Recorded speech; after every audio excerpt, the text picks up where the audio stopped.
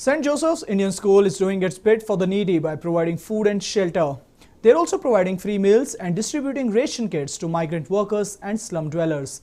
Father Rohan D. Almeida also says that they are ready to continue to provide the service to the poor and the needy till the end of the lockdown. So clearly everyone is doing their bit in order to ensure that lockdown is a successful, and St. Joseph's Indian School is also doing its bit for the needy.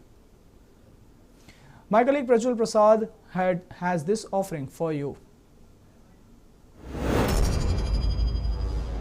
We are here at the St. Joseph's Group of Indian Institutions over here and going ahead and looking at it during times of need, and when India is going ahead and battling the deadly COVID-19, they have extended a helping hand to the migrant laborers as well as for the poor and needy as well, because they are also distributing ration kits, and along with the ration kits they have also been distributing free meals as well. Let's go across and speak to Father Leo and ask him as to what this initiative is all about. You know, Father, first and foremost, going about and looking at it, it's quite a commendable job that the St. Joseph's Group of Indian Institutions is going ahead and doing. So what sort of work are you doing, and since when did you begin this? Ever since this lockdown began, somewhere in the last week of March, we have been out. We are trying to reach out, especially to the needy, the poor, the migrants, those who nobody takes care of. Those are our special people whom we take care of. So that's why we find them so many. In our own campus, we have some 70 of them. We have reached them out, tried to give them shelter, try to give them food, ration, whatever it may be. Apart from that, we get requests from so many places in Bangalore. So far, for example, this institution has given these kits to more than 3,000 families. Apart from that, every day we give, say, 150 meals to the needy, especially those who are from migrants. Especially our focus has been so far the migrants. Nobody takes care of them actually. They are the people who suffer the most because they don't have work right now, but they are more concerned about their family. For example, in our own campus, I said we have so many migrants here. We take care of them. They are happy with that. But their main concern is, we don't have work. They are more concerned about their family. They are from UP, they are from Bihar, etc. We have mobilized our entire, we are here, fathers, brothers are here, 30 of us. This is a small little thing that we are doing. The problem is huge. Father Rohan, what do you have to say? What are the sort of hassles that you will be facing, or challenges mainly that you have been facing so far? It has been a great challenge for us from the beginning when we started this work, mainly to mobilize the funds for this work, because we did not have funds in the beginning.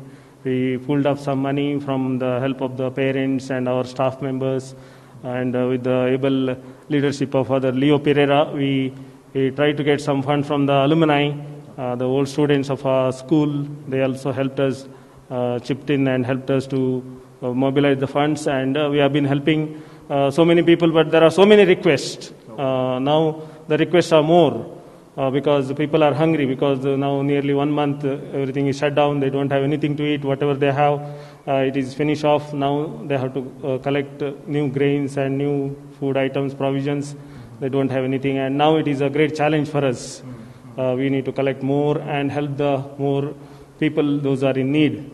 So we also have a few of the migrant laborers. We heard from the father himself, but we also have a few of the migrant laborers. Let's go across and speak to them as well. अभी तो अच्छा है sir, खाना वाना तो मिल ही रहा है, खाने के लिए व्यवस्था सही है, जहाँ तक है तहाँ तक चल रहा है, अच्छा से है। अभी तो खा रहे हैं, पेट भर भोजन, यही है, क्या दिक्कत है। काम धंधा तो नहीं है सर, अभी गाँव जाने का विचार कर रहा है, लेकिन कोई साधन नहीं है, क्या करें हम लोग, कैसे करें, अभी फंसे हुए हैं। इसे हमको व्यवस्था भी चाहिए गांव जाने के लिए, यही हमारा कहना है। हम इसी से हम धन्यवाद करते हैं। प्रॉब्लम तो अब कुछ नहीं है, हम लोग गांव जाना चाहते हैं। हाँ, तो गांव में भाई हम लोग यहाँ फंसे हैं, तो वहाँ और कोई है ना घर में, हम लोग को तो देखना जरूरी है ना, इसलिए फंस चुके।